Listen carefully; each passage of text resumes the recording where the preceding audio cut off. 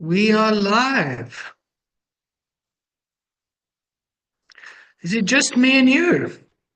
You know, I mean, I know Craig can't make it, but Becca's coming, she said.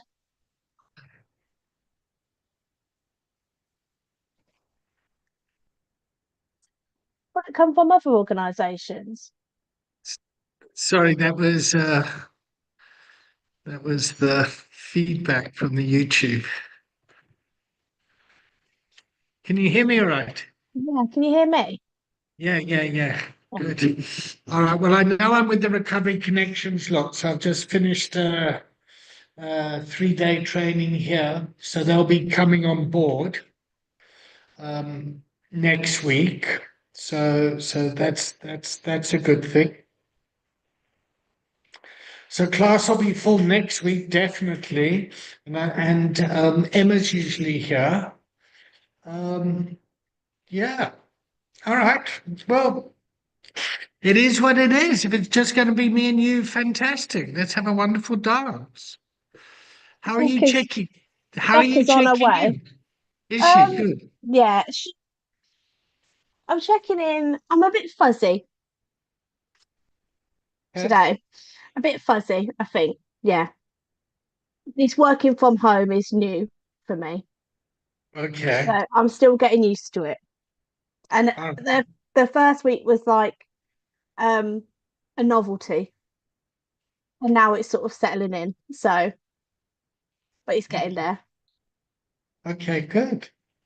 So I'm checking in a bit tired because I've been on my feet training, and you know how the trainings can be. It's quite an environment that we create. Were you here last week? No, No. no. So you've just started, yes? Great. All right. So I check in with a lot of joy. Yeah, tired but happy. Um, so let me just orientate you to what we're doing. Yeah. So you've done the intensive, and now this part of the training is to take the coaching skill to support you in your role at your lived experienced organization. Yeah. And we'll go for 10 weeks or 20 hours. So if you can only do an hour for every week, then it will go for 20 weeks. But and Epic have paid for you and your certification. So I really do hope that you go and complete it because I'm not giving them back the money. I will So complete it. yeah, no, I'm sure you will. And yeah, I know your colleagues have done. I think they've done 7, so they've got 3 more to do. Yeah. And there's a new cohort coming on next week. So, yeah, we'll take it from there. Right. So, well, seeing as you're going to get all my love and attention, let's just jump straight in. Yeah. What is your role? Tell us about your role. So I am going to be doing project lead for Women Empowered and also recovery coaching. So I've got two roles. Okay. So the Women Empowered, I am going to be doing some prehab work. Okay. So for when women contact us and they are in crisis and they need support for the first time ever. So they um it's the first time they spoke to someone about, their addiction. So I think from what I've gathered, I'll be sort of managing the referrals coming through, doing some calls, sort of following up from that, supporting Stacey with her role, um, some outreach stuff. So getting our name out there and on the prehab side, because it's only done through TikTok at the minute, and I don't have TikTok. Um, and then the recovery coaching side of it as well. Right. All right. So let's talk about that. Yeah. So just so you know that this is recorded, and it's recorded in an unlisted link, but people can find it on the internet. Okay. Yeah. So, and if at any time you feel uncomfortable or you want it deleted, I'll delete it straight away. Just let me know. Yeah. And there's Katie. It's Mystic Meg. It is I. It is I. Sorry, I'm a bit late. I've got building stuff going on. But glad to be here. Very small group today. Very small, very small. Would you like to check in, Katie? Yes, I will check in. I'm checking in with gratitude at having this space. Um, Felt a bit anxious the last couple of weeks. That's an ongoing thing with me, so I have to manage it every so often. However, I'm feeling very productive and excited about where we're going with our work. Yes. Right. Okay. So Amy, meet Katie. Katie, meet Amy. Hi. Hi. I'll give a very brief introduction, and then if you could both introduce each other a bit more, and I mean introduce yourselves to each other a bit more with whatever it is you want the other person to know about you. Yeah. So you've both done the intensive with me. Katie works with a Lero down in the southeast of England, southeast. Where? Southeast. Southeast. Yeah.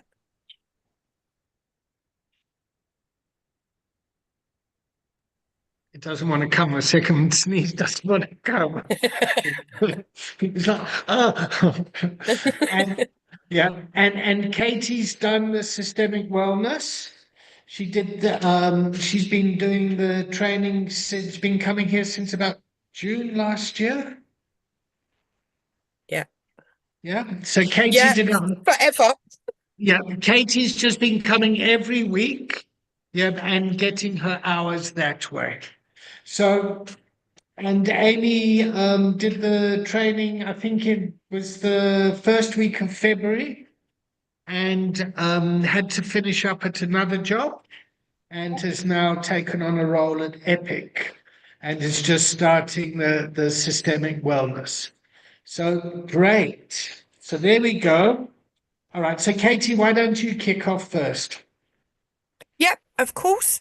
Um, so I from lived experience, I've been in recovery from alcohol use for I've just passed the 4 year mark a couple of weeks ago, so that's great. I volunteered with Drug and Alcohol Service Forward Trust for 2.5 years. And then I got a job as the coordinator for RAW, which is Reach Out and Recover in Kent. And we've just become our own CIC. My job is to oversee the volunteers, get them onboarded, plus a million and one other things because there's only 2 members of staff. So, yeah. I have other mental health issues. I have agoraphobia, so I've done most of my training and my work from my home. And I love recovery coaching. I love this space. This is why I come all the time. I think it's beneficial to me personally, and it's beneficial for what I can pass on to the people that I work with. I learn all the time. I think that's it. I think that's me. Amy?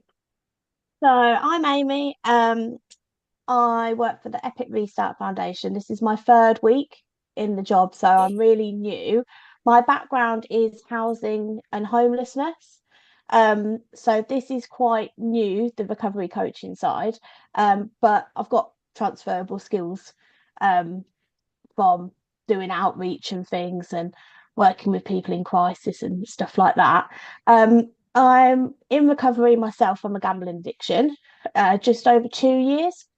Um, and I was actually in rehab a few years ago.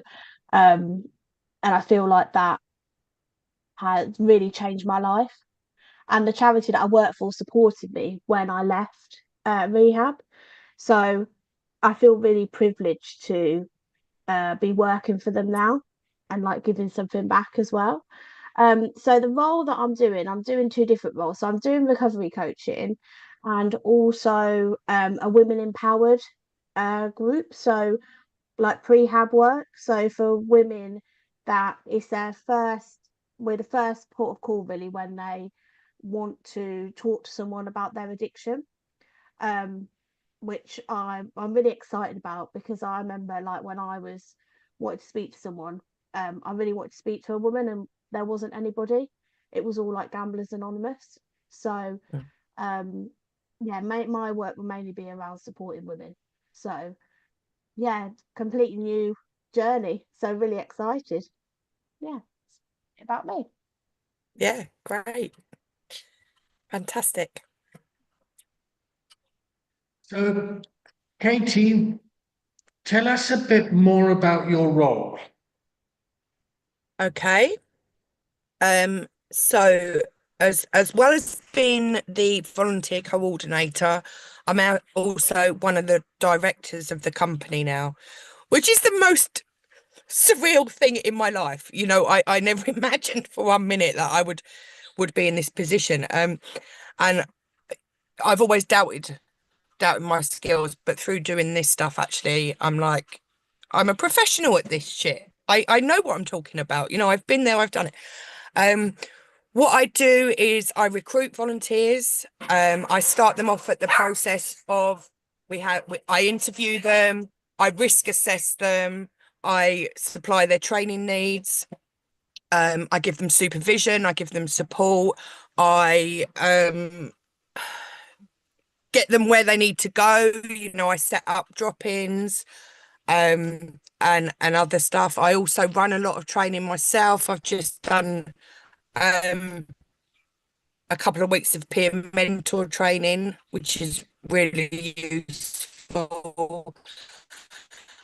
I'm also involved in the strategic planning of the company itself.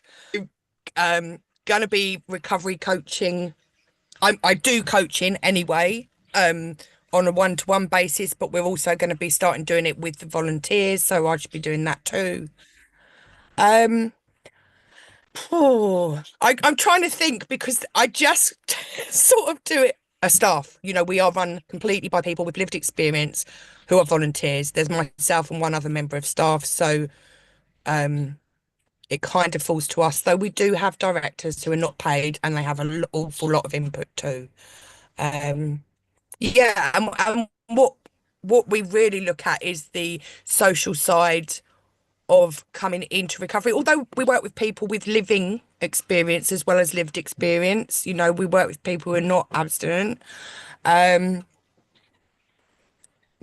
we're trying to build up a social community, a community of people that are sober or curious about being sober. We're trying to integrate mental health into that as well as homeless issues.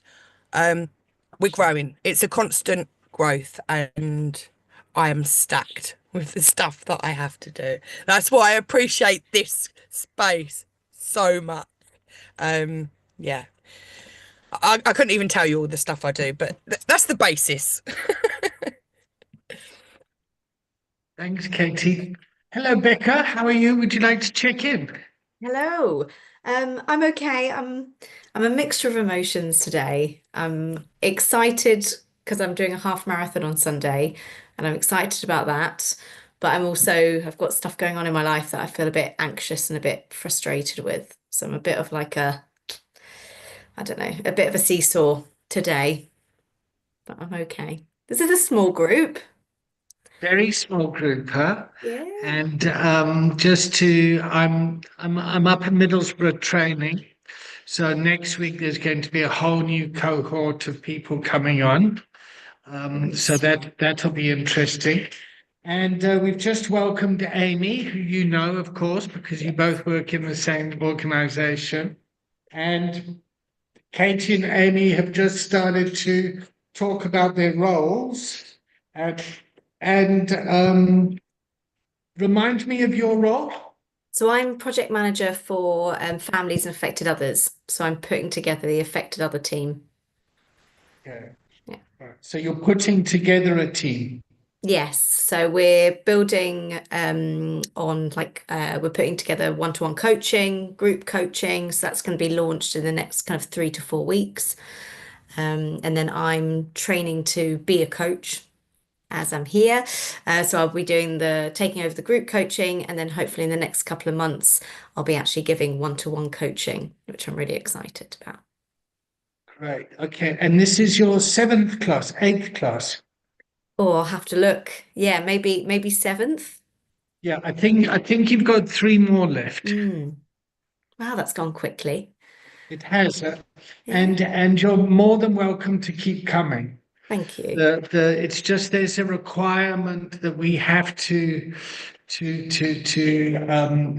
adhere to. Is that the right word? Yeah. Yeah. So, and it's really, I hate saying it's really interesting, but it's quite a dance to keep the school in service of the students and the people that are coming here to learn that's relevant for their organization.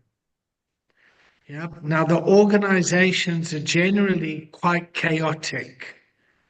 Yeah. And we have to be flexible to that. Yeah. And to meet the clients where they're at, or the students where they're at. So Katie, as part of her organization, wasn't able to attend the 3-day intensive, but we've still managed to get her over the line with integrity. Yep. And personally, and obviously I'm biased, but I can see how this is helping with her role in the organization. And then there's 2 roles. There's one that kind of coordinating the volunteers, which is like herding cats. And then the other role is the role of being a director and all the fiduciary responsibilities that come with that. Yep. And then that feeling of, oh my God, how did I arrive here? Me. Yeah. That kind of imposter syndrome. Have I got that right, Katie? Yeah. 100%. Yeah. And first of all, I want to say is thank God you are here. Thank God you are in that leadership role and part of you have the power to influence the way that the organization shows up in the world, as somebody that's able to bring their heart to it, as well as the transactional requirements. Yep. So you're able to link the head and the heart of it, because a lot of people that there's a big disconnect often between institutions and lived experience. Does that make sense? And this class is trying to bring that together. Yeah. So where should we take the container?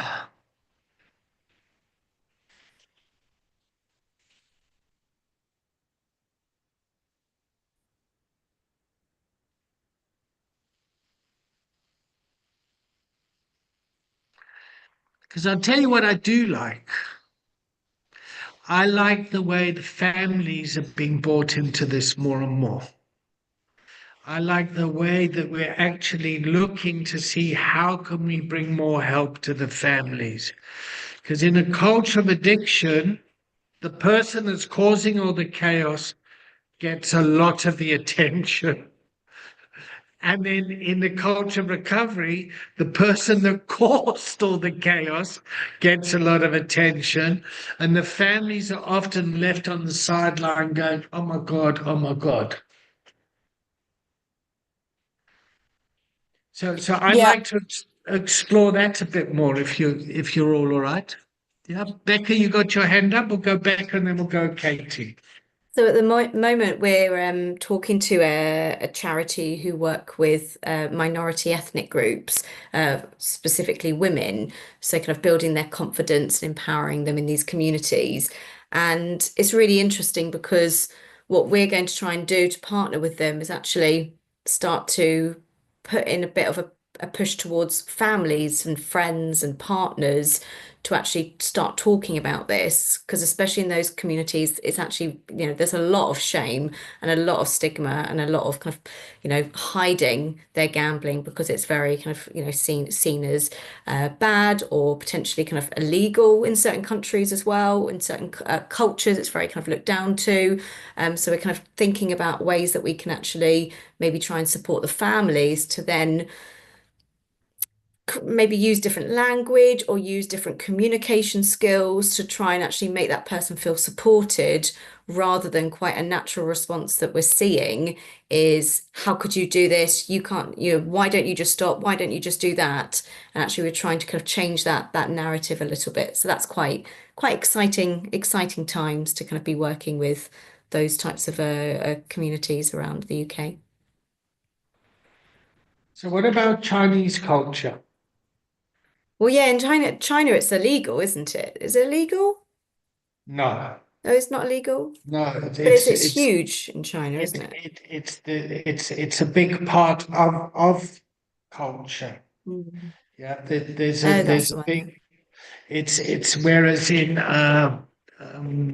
Muslim culture, gambling is haram. Yeah, yeah, and so there's that kind of that cultural. I hate to say competence. It's such a kind of colonizer word. Yeah. But I'm going to say kind of sensitivity or kind of understanding around how complex this can be. And we're going to be getting training from the charity that we want to work with as well, how we can promote ourselves as a service to people. What would they feel? How would they feel best supported, or why would they come to us? What can we do differently as well? So it's a lot about learning the culture, and Chinese culture, if it's very much part of the culture, it's very normalized, isn't it? So it's educating people of when it crosses that line from just fun to not. Yeah. So how do you handle cultural differences within your organizations? Good to me. I'm just Or putting it anyone. out to the container. I've got to be honest, at the moment we have very little cultural differences. It's just the way it is at the moment. But we are very much, we meet people where they're at. So I would like to say and like to think that we would handle each case as it comes. It's person-centered. I don't think necessarily, we have the information, we have the training on specific cultural differences and all that kind of thing, but we haven't had to practically implement it really at the moment yet. But I'm semi-confident that all of our volunteers are competent and understanding enough to do that, to handle it sensitively if necessary. I don't know. I'm kind of saying nothing there because I've not got experience of it, so I don't even know why I said. No, but I understand what you mean when you say, like, we've had the training, we understand what to do, but actually maybe it's very unlikely that we ever get into a situation where we need to actually use that, and then practically it probably looks a bit different. Yeah, that's exactly it. Said much more eloquently than I put it. But yeah, yeah, that's the gist. Yeah. Amy, what are your thoughts? I think it's a really challenging like pick, really. And I think from my own experience in previous roles, like I've had little experience. And if I have come across someone who isn't maybe from the same cultural background as me, I've just asked open questions and learnt from them. Because I don't know everything, and I'll never know everything. And that's just sort of how I've viewed it and learnt, really, whether that's right or wrong.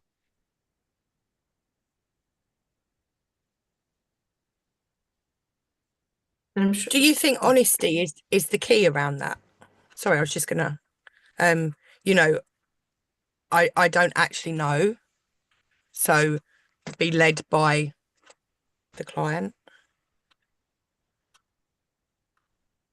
Authenticity is very important. There's nothing worse than someone being politically correct in an overly, I'm going to say, disingenuous way. Yeah, there's nothing worse than somebody who's like using the correct language, but is completely missing the boat. I also think, and actually, although I say I don't have experience, we do have quite a number of people from the LGBTQ community within our organisation. So there is that actually, and I guess I didn't even consider it because it's not an issue, because everyone is very forthright and honest and authentic. Thank goodness we've not come up against any issues within that. And I'm always really keen, I hope I'm the kind of person that people won't take offense at, because I say, look, I don't fucking know about this. I don't know. Inform me, tell me, so that I can help you better, or I can support you, or whatever it may be. So you're authentic about your clumsiness. Yes, very. Great. Okay, I prefer that. Yes, Becca? My mouth moving. Yeah, I think it shows that we're human. I'm looking to do a counselling course, and I always had the idea that counsellors, they just know the answer. And Yep. I've spoken to a number of counsellors before my training to kind of get an idea of what it's like and if I should kind of to go down that route. And they all say that, they've got so many issues and so much going on in their lives that, they are far from perfect.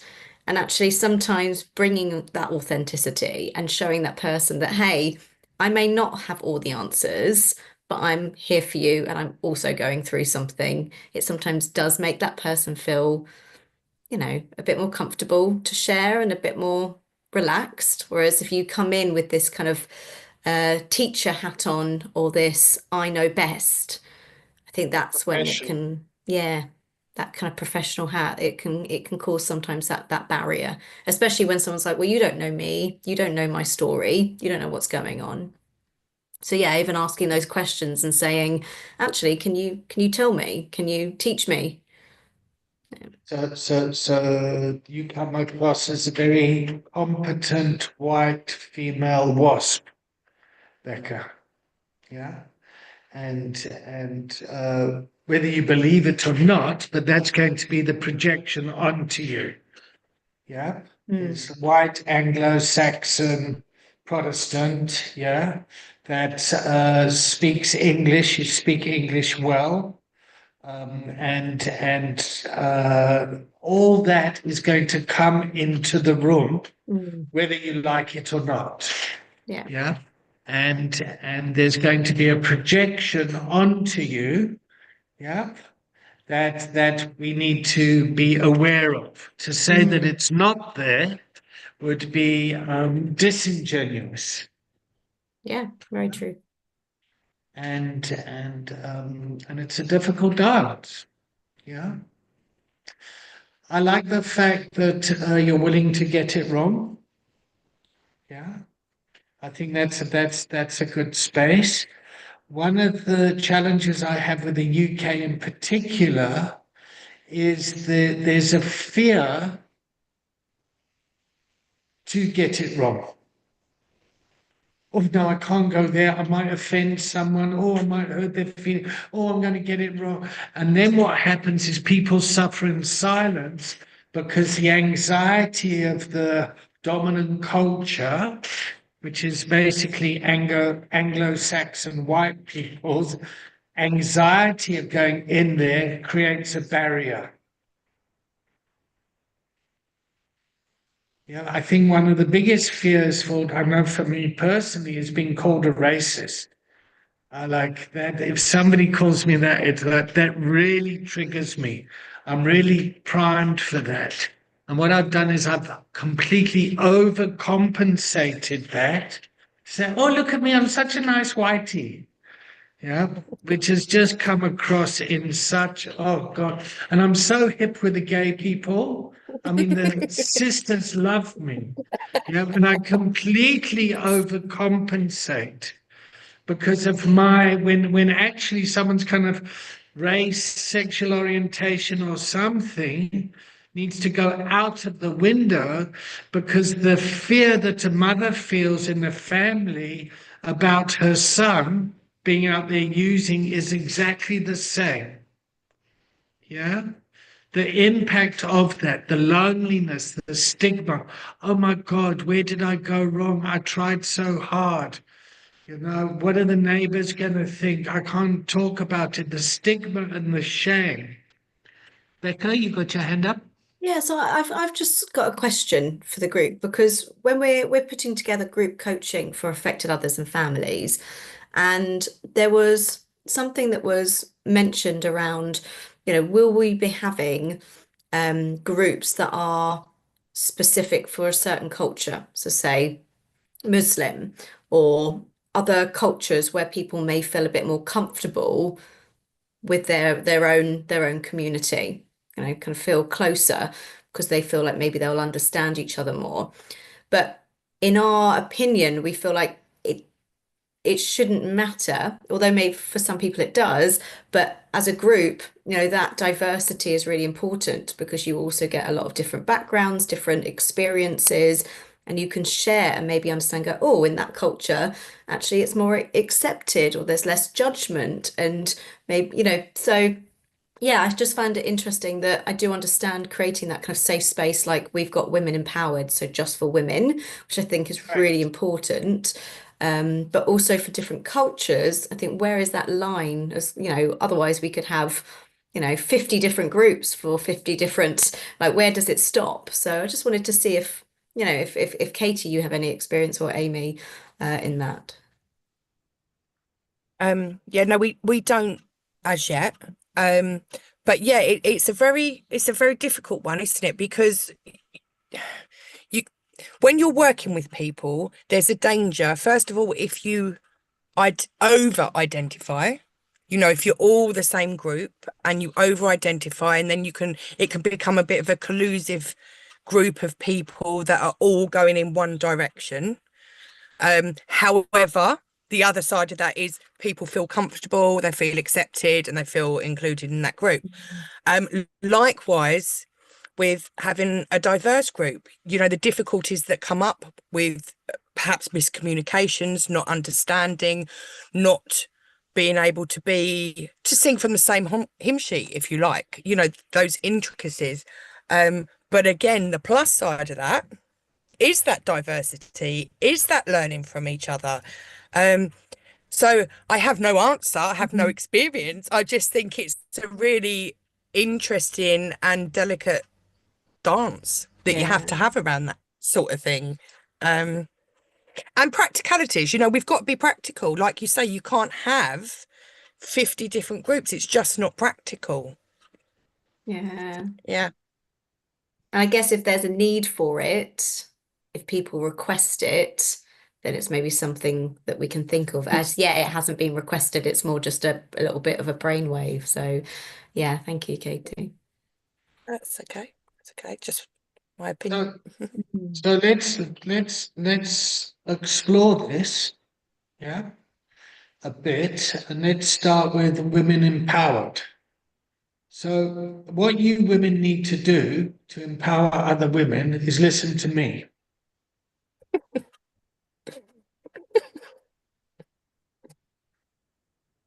How did that land? Not great. Not If anyone very else had good. said it, it would have been, yeah, really bad. But, you know, because I know you, it's different. Yeah, so I'm mucking about, but it's so what's the difference if you were speaking with another container?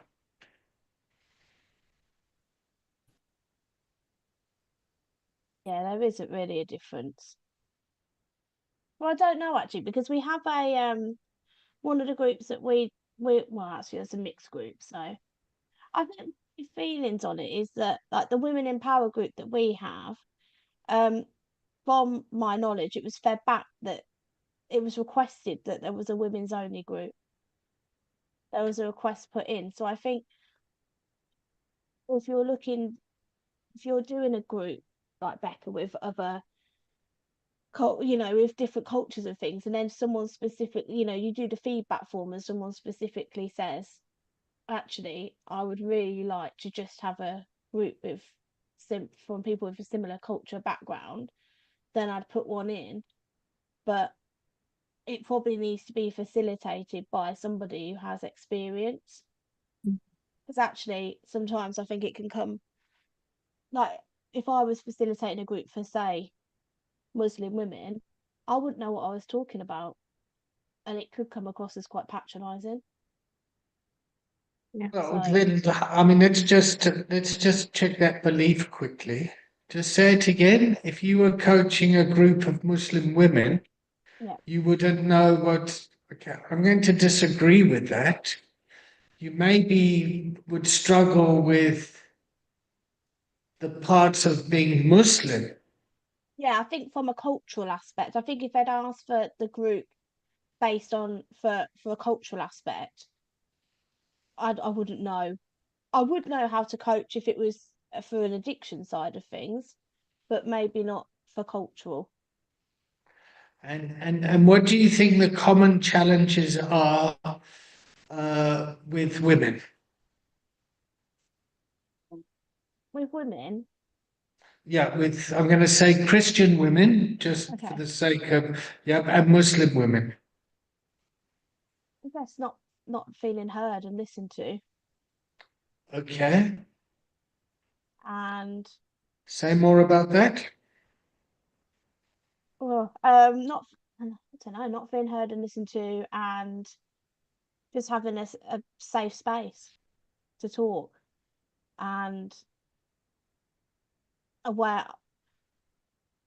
I know, like from my own experience, that I wanted to attend a group where I could talk about more personal things that I didn't feel comfortable talking about in front of men, And what sort of topics would those be under? like health. Some Okay. things were like health, like hormone things, like that I've mentioned in like GA, and men were like, "Ooh," like literally, like, "I don't want to hear that." So then I wouldn't talk about it. Okay, so you've spoken about it in GA meetings, Yeah, but the men in the meeting weren't able to hear it. yes, yeah. So it Or wasn't about you sharing it, it was about them not being able to hear it. yeah, Okay, yeah. okay. And then I So, think like my barriers would go up. So then, and it could hmm. have just been like one person. So then I wouldn't want to share it again. So so, so Amy, I suddenly feel very sad when you said that. mm, I can feel there's kind of tears in my eyes, and yeah, and I kind of want to apologize for men for not being able to hear your story, and that's their shortcoming. Yeah. I feel really moved by It's only like, yeah, I think it only takes one person, doesn't it? One or two people, and then I think it can put other people off.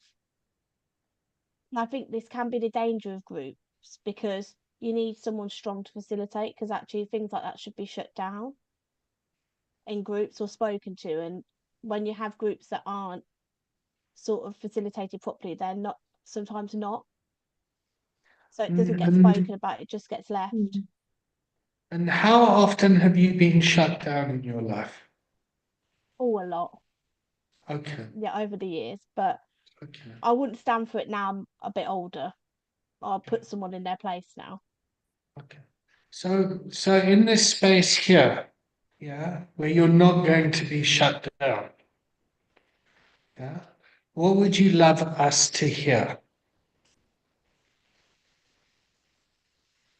Um, I don't know. That's a good question. I think I'd just like to hear that. Um, I don't know. Not at this point in time. I'm not too sure. Okay. So let's just pause here for a second, because I think when we create spaces for people to be heard, it's like, oh fuck, now people are listening. I don't know what to say. Shit. Yeah. And that might be an experience for other people. Yeah. Right, we've created this woman empowered group for you. Come and share now. Tell us what you want us to hear.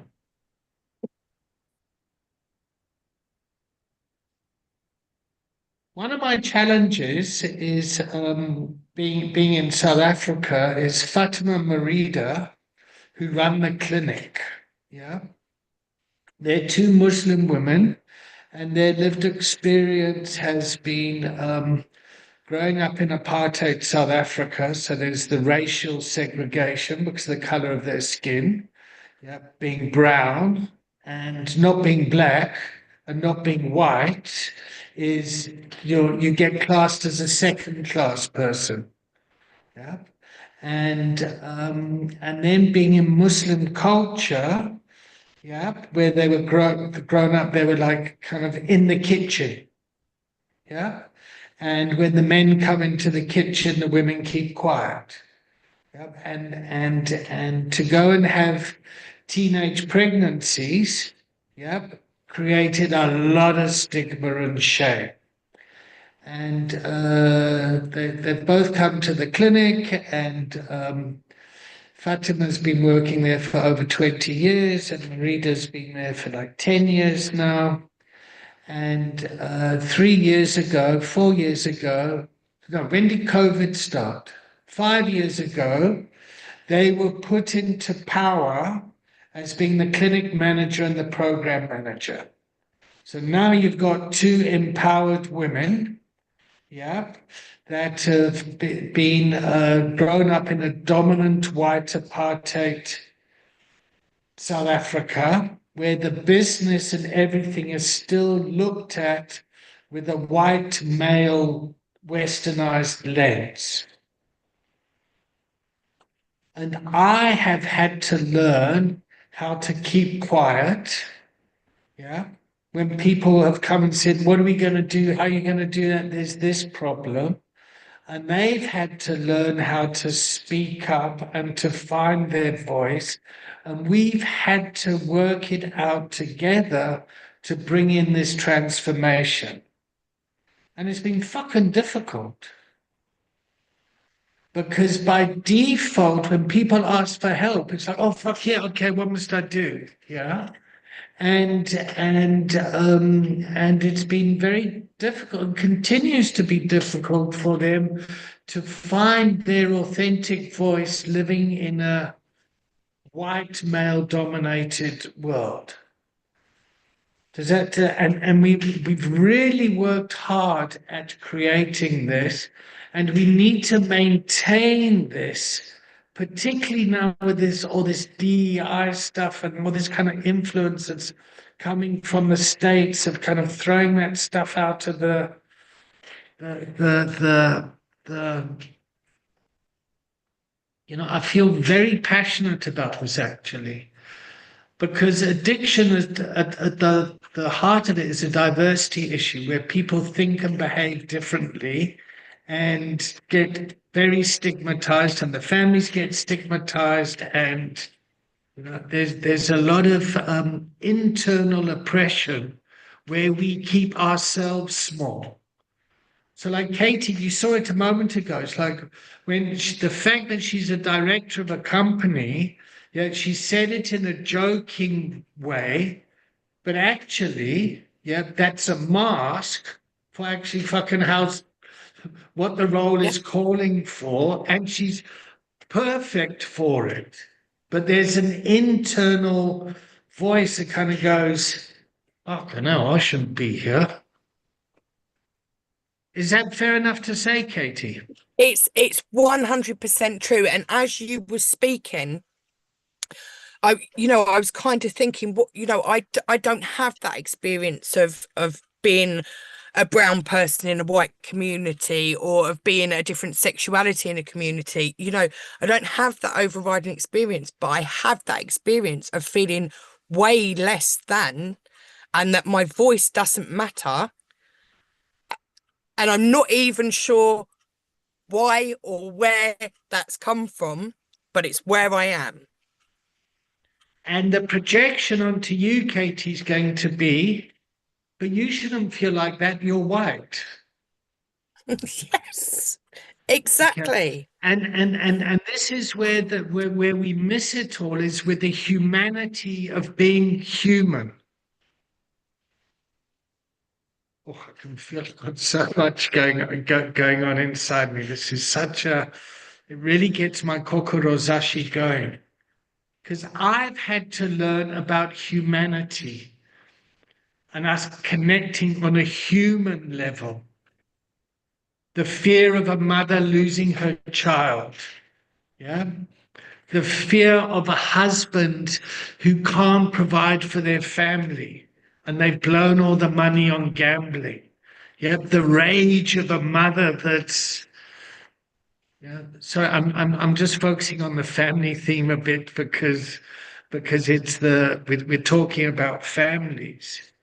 And because the person that causes all the shit gets all the attention in the chaos and a lot of the attention in recovery, and the family's so used to keeping quiet and putting up with it and swallowing those feelings, it's very difficult to create the space to hear their voice.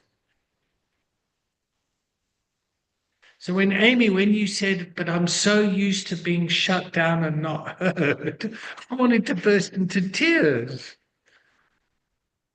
Fuck.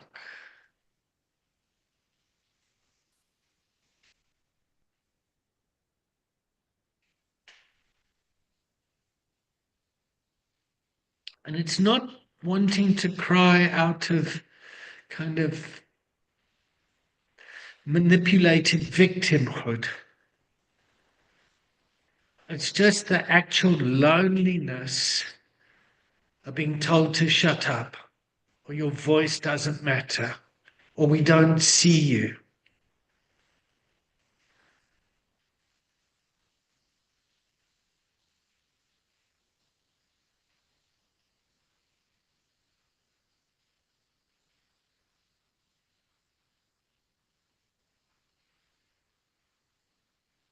I'm feeling very moved at the moment.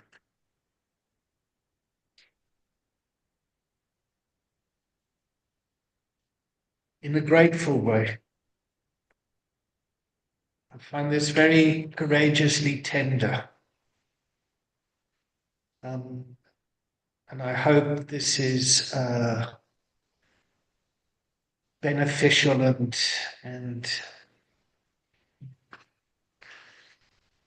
because I can just hear that British voice in the background going, "Hey, we don't do that stuff here. No, this is the workplace. Don't do that here.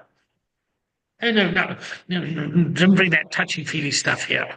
What do you do? That's not business." Oh,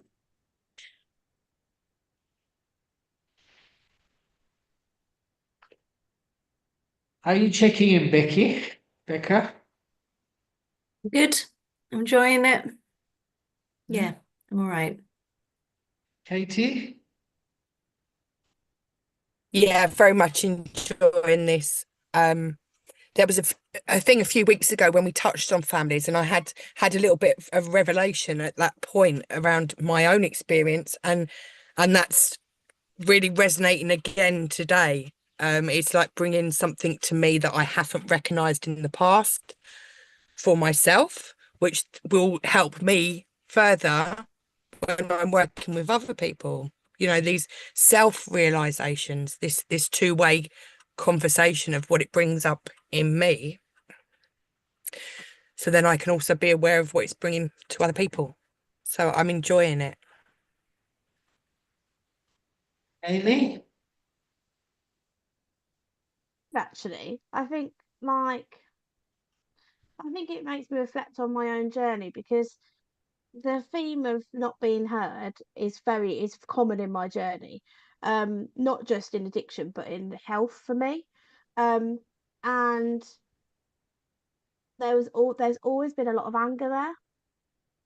And I don't feel angry. I feel like I feel like acceptance. Like it's happened. I can't change it. And you know, it's just there. Like there's a bit of sadness, but there's no anger, which is really positive for me. Um, and yeah, I think like part of why I do this sort of work is that I want to make sure that other people are listened to and they are heard. And I can't say that I can stop like it happening the same way it did for me. I hope that, when I work with people, they do feel heard.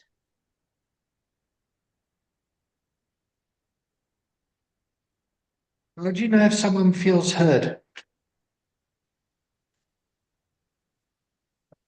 That's a good question. I,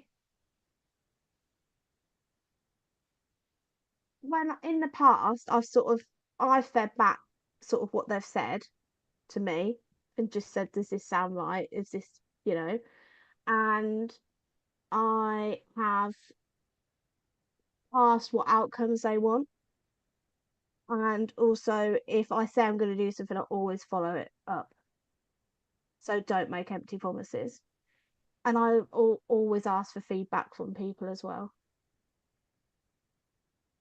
Have you And felt sometimes I heard by get it us, wrong. Amy? Yeah, yes, today. Yeah.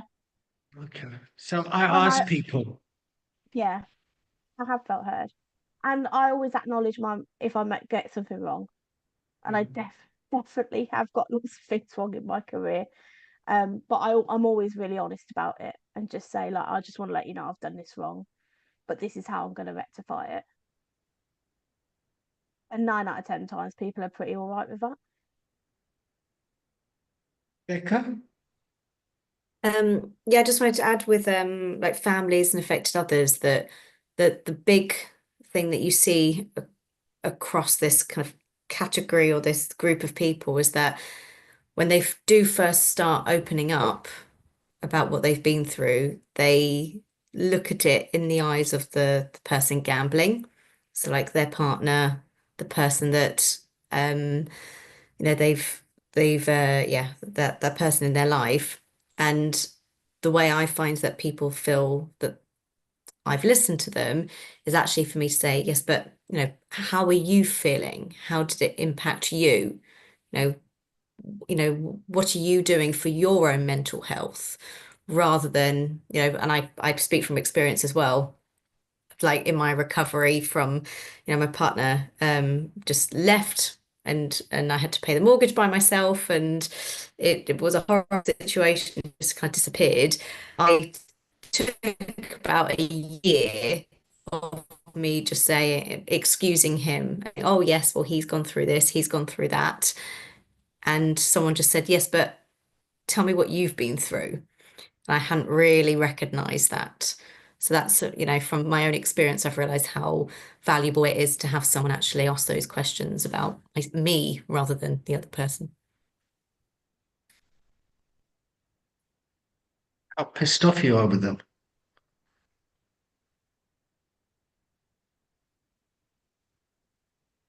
I didn't know that about you, Becca. Thank you. Yeah, welcome. Yeah. Fuck. All right. Should we take a 5 minute break? 10 minute break? 8 minute break. Yeah. And then today we'll finish at 3:30 if that's all right for everyone. Sounds Yeah. good. Yeah. Cool. Yeah, it's All fine. right. See you in a Yeah, minute. okay. See you in a Right. bit. See you in a bit.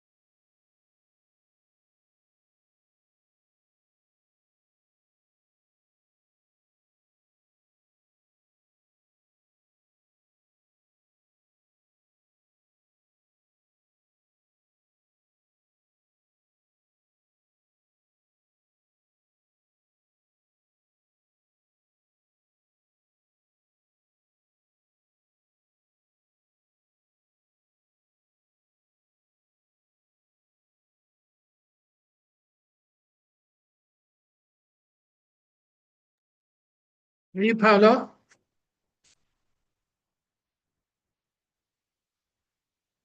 Hi, David. How are you today? Pardon? Hey, hello. How are you today? I'm good, thanks. I'm just up in Middlesbrough. I've been training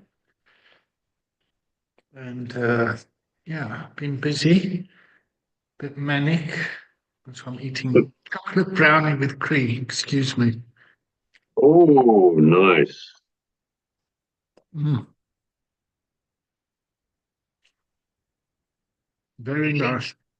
Which training are you doing, David? I was up with Recovery Connections. What are you doing? The CPRC or The 3-day executive? Or... intensive, yeah. The recovery Okay. coaching intensive. Okay, nice. Mm. That facility, that video that you did with the walk around there, it looks like they got a wonderful facility, eh? Sure. Oh, yes, the one I did last week for Inclusive Recovery Cities. Yeah, yeah. Mm, yeah. Yeah, no, they're really leading the way. It's a stunning place, and it's not just the size or the capacity or the capability, it's just the way it's been set up. It's really great. No, it really, really is good.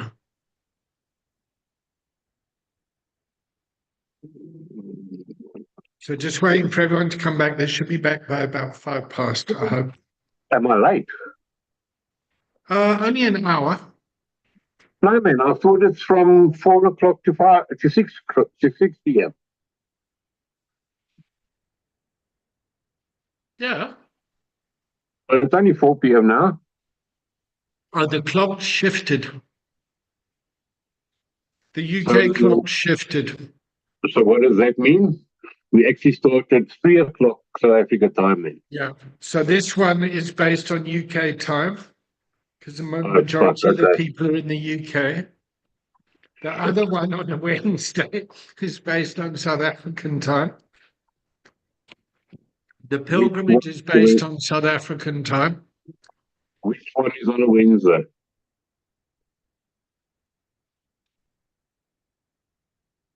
The recovery coaching certification one. Okay. All right. So for the And then the community of practice on a Tuesday is yeah. based on UK time. Okay. So does that mean the Tuesday one starts at 12 or 11 our time? 11 your time. Okay. I need to adjust all my clocks here. Damn. Okay, so this one for the foreseeable future will then be 3 to 5. Okay.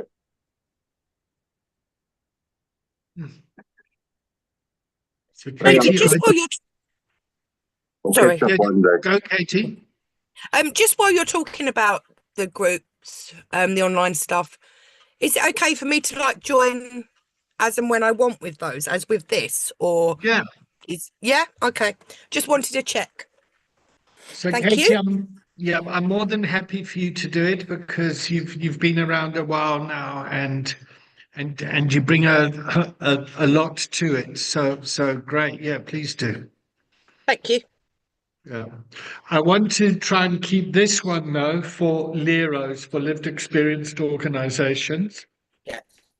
And Paolo works in a facility in Johannesburg where residents are staying with dual diagnosis and it feels appropriate being here as well. Yeah. Whereas some people just do the training path for their own private practice. And yeah. So I want to kind of keep this focused on the organizational challenges that people have. So Paolo, if you don't mind me saying that one of the challenges me and you spoke about this week is the lack of role clarity amongst all the roles in your organization. So you don't know whether you're there as someone as a house manager or someone with lived experience or someone who must coach or someone, because the organization hasn't created those clear roles and responsibilities for you. Yeah, absolutely. And I think for me, the result or the outcome of that is the greatest effect or impact for me is that it leaves me feeling frustrated. And I'd like to do whatever I can do to help folks, but it kind of changes from one day to the next. And one day I'll do something, and then I'm stepping on someone's toes, and a week later I'm not doing that anymore, and I'm getting cut on for not doing it. So yeah, it's frustrating. So just to translate, getting cucked on is getting shat on. Yes, yeah. All right. Drawn and quartered. Cool. All right, so let's start the check-in, and we're going for the second half. Paula, we're only going to go to 3:30 today, so but yeah, welcome. I check in. I really enjoyed that first half. I found it sacred. I find this work very sacred at times. And I'm going to take you, Amy. I'm feeling reflective. That's it. Who you tagging? Oh, sorry. I'll tag Katie. Thank you, Amy. Yeah, I'm feeling very thoughtful and blessed to be here. And I'll tag Becca. I'm feeling a little bit better than I was when I checked in the first time.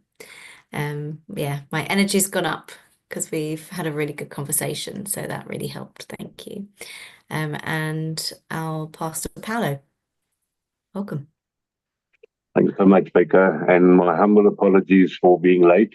I didn't register the time changing or the clock changing in the UK. So really sorry about that. But yeah, looking forward to the next half an hour with you guys. Any amount of time spent with you lot is amazing. So yeah, I'm really appreciative of that. And yeah, over to Amy. Cool. All right. So Katie, Becca, and Amy, where would you like to take this? I'm curious of what we've learned in the first hour. I'd like to capture some learnings. Yeah, go for it, Katie. Yeah, I bring in a little bit of my own agenda and actually personal agenda here, and I'm looking for some insight from Amy and Becca. It's something I touched on in the first half about a bit of a revelation with my own experience. Very, very quickly, my dad was a gambling addict. I recognise that now. Didn't probably realise it at the time growing up. I just thought he was a shit who went out and spent a load of money on the horses. I had no understanding of that, obviously. I lost my dad a couple of years ago. And I'm only recognising now the impact it had on me, but more so on my mum, to then be the mother of an addict. And just this week, and this is why I'm bringing it to the container today, she discovered that he'd cashed out a policy, an insurance policy about 10 years ago. And, she's just discovered this after his death, and huge anger space, absolutely furious, and also furious that she can't say it to him. And then afterwards feeling very guilty. And I'm kind of just because it's not my experience as such. I listen to her, I can empathize with her, I can try and help her rationalize, but I don't have that experience. And I just wondered if you had some insight into how I can support her, maybe, with that. Yeah, I'll just go. I think from my experience, I would say let her ride that wave. Like all those emotions that have come up, like I've been through absolute anger, wanting to kill him, and then yeah, guilt as well because he's gone through so much as well, and then there's just maybe a little bit of kind of acceptance that comes in, and then maybe excitement for, oh, actually I'm coming out of these emotions, and then something happens for me to go and dip back in, and it's for me it was like a roller coaster, and I feel like you've almost got to ride that roller coaster of different emotions and actually feel it to get to the other side. So I'd say even just talking to her and letting her like let it all out, I think is really valuable for her in this moment. Because yeah, I can imagine the shock as well and the kind of impulsiveness that she might have to just be like, ah, and then actually just sitting with her and allowing her to just word vomit it all, and I think will be really, yeah, really good for her, if that helps. Thank you. Thank you. Yeah, yeah. I mean, that's been my instinct. And Mm. out of all of the children that there are, I am the one that she feels she can do that with.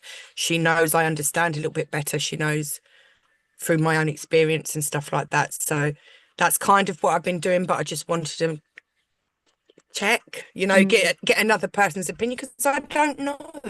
I don't know.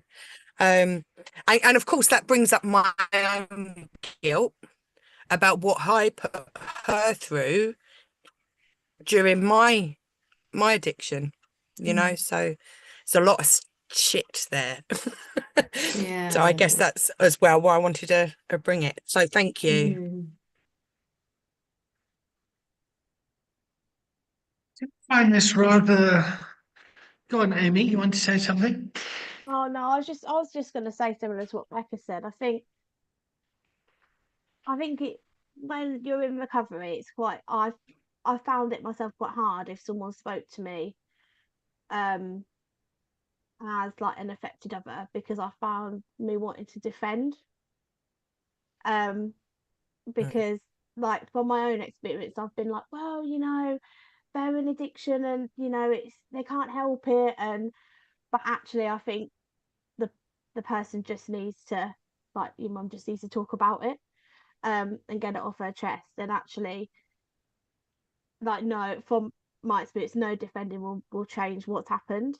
But I know that's been my go-to because my dad's an alcoholic and my mum rings me quite regularly and she'll rant about him, and I'm like, but he can't help it, like, he's an addict, and he's been really honest and says he doesn't want to stop drinking, but actually we've got this thing now where she'll ring me and say, I'll say to her, are you having a rant, or are you asking for my advice? Or she'll say, no, I just want to talk about it, and then I'll just shut up and then I'll let her rant it out because that's what she needs. But I've definitely found that quite hard in the past, like a defending thing, as if like we're united, like we're standing together. But yeah, I can imagine that's quite challenging.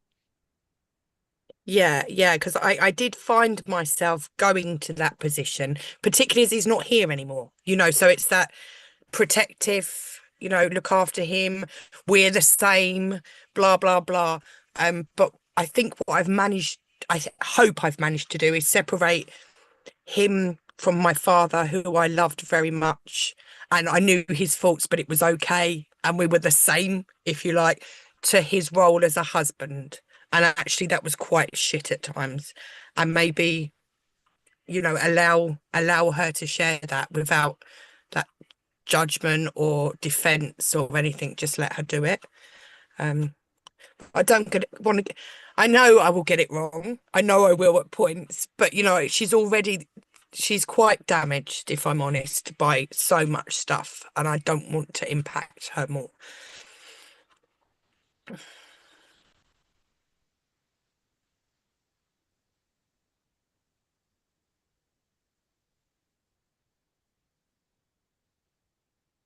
So I was going to say it's quite, I'm going to say magical how the container forms in a way that can be so supportive for you, Katie. It's like, well, actually, funny you should say that, but I've got some supported other stuff going on, and I'm the other.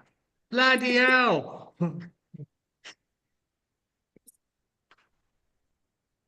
Yeah, it's beautiful, and that's why I love coming here. The honest conversations.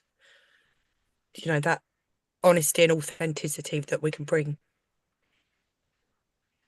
And also, you said, you know, Katie, that like you won't always do the right thing. And earlier we were talking about, you know, putting that expert hat on and wanting to do exactly the right thing for that person. And sometimes even just saying to them, what would you like from me? Like Amy was saying, you know, do you want me to, do you want to just rant and talk to me and me to listen, or do you want advice? Even just asking if you don't know can really help that person go, well, actually, you know, I need this right now. Yeah. Yeah, thank you. Where's your anger now, Katie? You know, I don't think it was anger. I think it was a deep sadness Yeah, no, I'm for asking where's the and anger? where is the anger? Yeah, Yeah, I don't have anger. why not? I don't know. I don't know. I don't know. Um,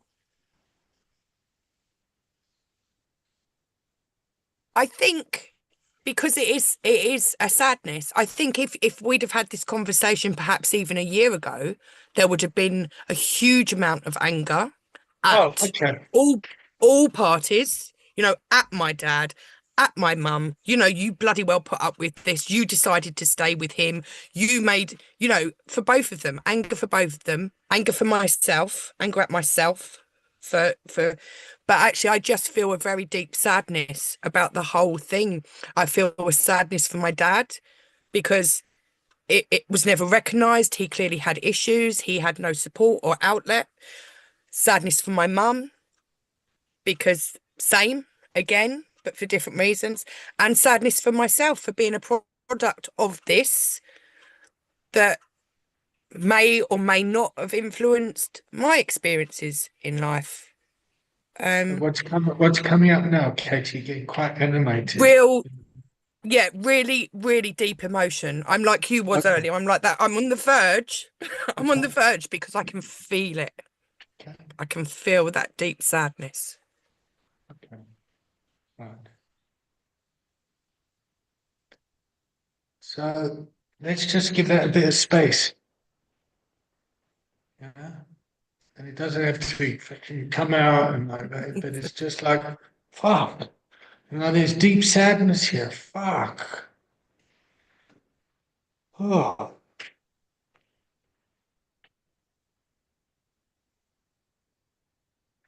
If your dad was here, Katie, Mm.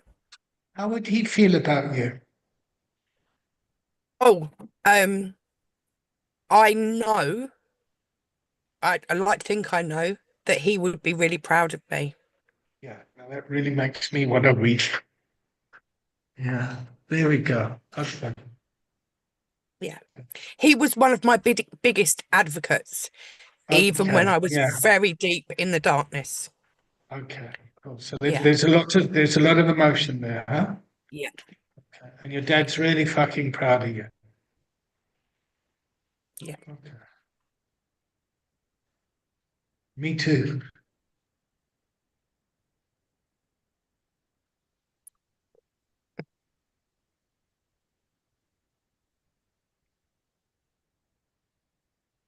Really proud.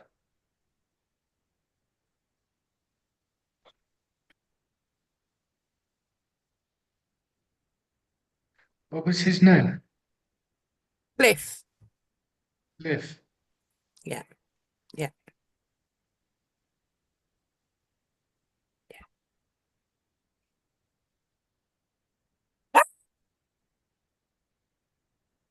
And whose dog was that? Mine. Okay. So I think Liv just kicked the dog. I think so. And just snap her out of it. I think so. But you know what? That's a beautiful moment. Yeah, yeah, That yeah. I got these it. I got tears it. are I got it. emotion. Yeah. I got it. I got it. I got it. It's great.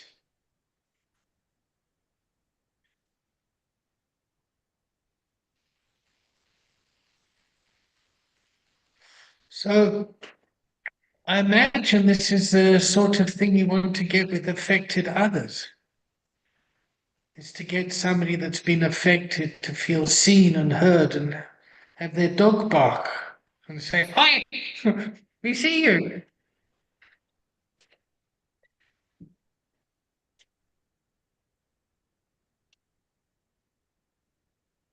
Where are you now, Katie?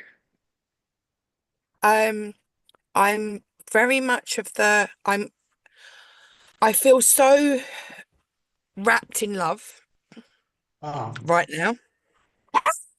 Um, the dog and I agrees. also, a dog agree. And I also, it does make me think how much more we need to support those affected others, how much more we need to give them, because like you have said, it's all about the addict. It's all about the addict when they're in the addiction. It's all about the addict coming out of and in their journey to wellness every step of the way. And it's just a very small part, isn't it, of the whole system.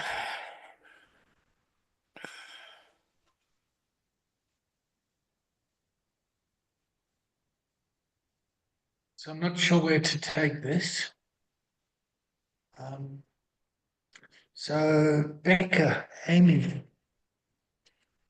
how are the two of you? Knowing that you were able to come here today and support an affected other. Yeah, it's felt really special. I felt like we've had a really nice moment today, even this last hour and a half, even just as a smaller group where we've been able to really like support Katie and talk kind of in depth how we would help someone. Yeah, I feel quite uplifted by the whole experience. Yeah. Yeah, it feels good. Yeah. Um, and I think some of the stuff that you were saying, Katie, really resonated with me as well on my own, with my own family. And I hope that in a year's time I'm where you are, because I think I still have a bit of anger there at the minute. So I hope that, through maybe these sessions and some other support, that I'm where you are.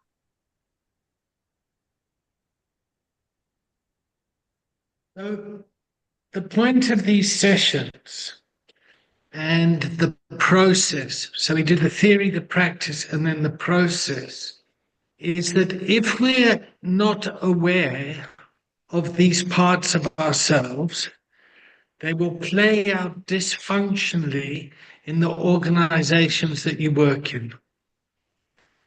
Yeah. So that's the thinking behind it. Yeah. So, for example, for me, there was such a wounded little boy in me that just wanted to sober up his father. That wound ran out and built rehabs.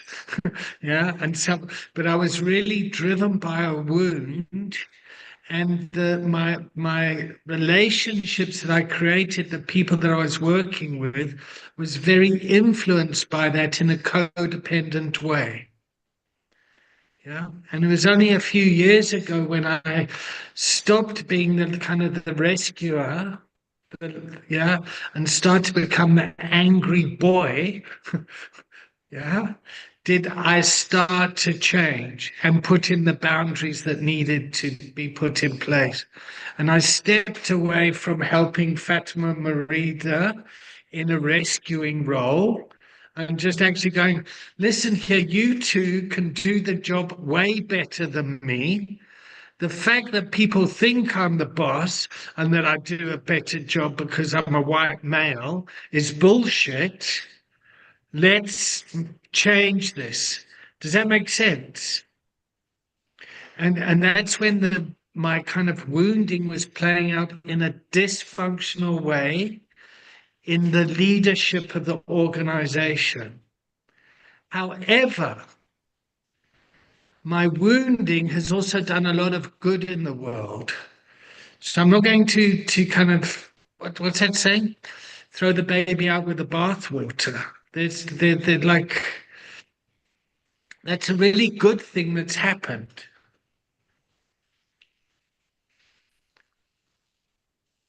So yeah, I'm going to be a bit gentle on myself around it.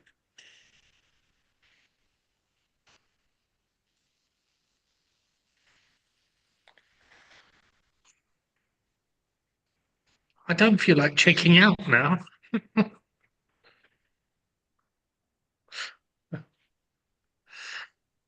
Amy, how's your first class been? It's been great. It's not what I expected. Well, I should have expected it to be what I expected from the course we did when we met in February. But no, I've really, really enjoyed it. And yeah, I think I've got lots of things to think about. What Like, what is your takeaway? my takeaway is that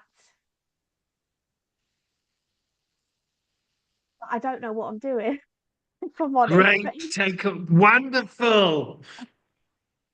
But in a good way. I think I've worked in an industry where everything's sort of been driven into me about, like professional boundaries and about um everything being PC and all that. And I feel like I've got to unlearn a lot of things, which is okay. I don't mind that, but um, yeah. So I think it's just a whole new chapter for me. Right. Becca? What my takeaway? Yeah, what's your takeaway and how are you feeling? Um, yeah, my takeaway was actually when I think when Katie was just kind of allowing Katie to have that moment and just sitting with her, I found that really, really special and really great to be sitting in the same room as that. And it's kind of made me reflect on when I do my own kind of group coaching, is just allowing those moments and supporting them. You don't need to talk at them, you don't need to respond, just allowing that kind of silence and sitting with that person and them knowing that you're here and this is a really safe space to be in. I think that's sometimes all someone needs. So yeah, it was really, really good. And yeah, I'm definitely feeling more energized, which is really good. So thank you so much because I felt quite low today. So my yeah, I've been lifted up. So thank you very much.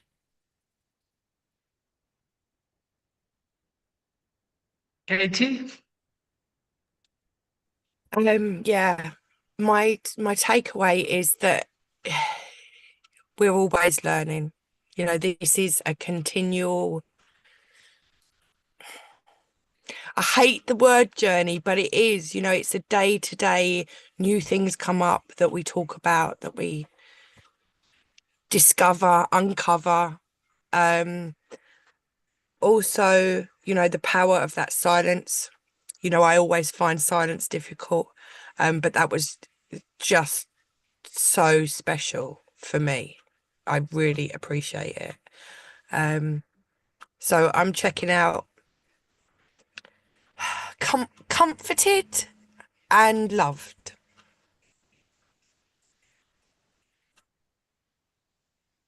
Paolo?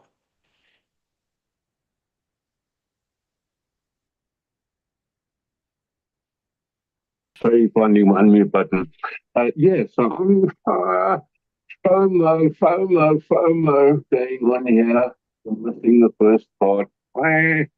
Okay, but I've now made the relevant changes on my side, so hopefully next week I won't muck it up.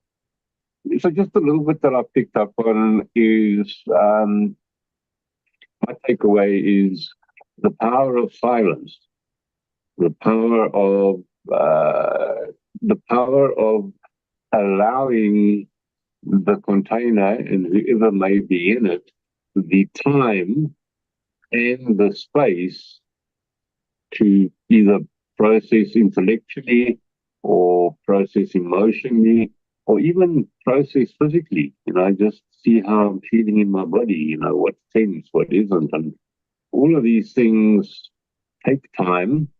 And yeah, I'm kind of slowly learning to shut up while that's happening, because I need to allow the people, I think I need more practice, but I think I'm getting better at it. Is, for me, it's the way I see it anyway, is it's actually allowing that silence is a form of respect.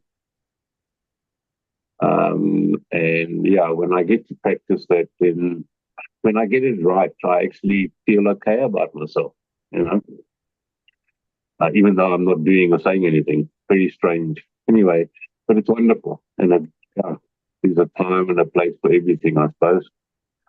So that's my takeaway from today. Pay attention to the silence. Thank you all again. So sorry. I'm really going to look forward to next week now. I've sent you the recording, Paolo. Thank you, David. You just so appreciate that. Thank you. Let me Is just that all right with everyone? Immediately. Appealing. There we go. Thank you much, David. Cool. Where am I going? There. All right, everyone. I check out. Thank you all very much. What a wonderful end to the day. I've now got a 3.5-hour train journey back to London, which I'm looking forward to, just sitting there and watching TikTok.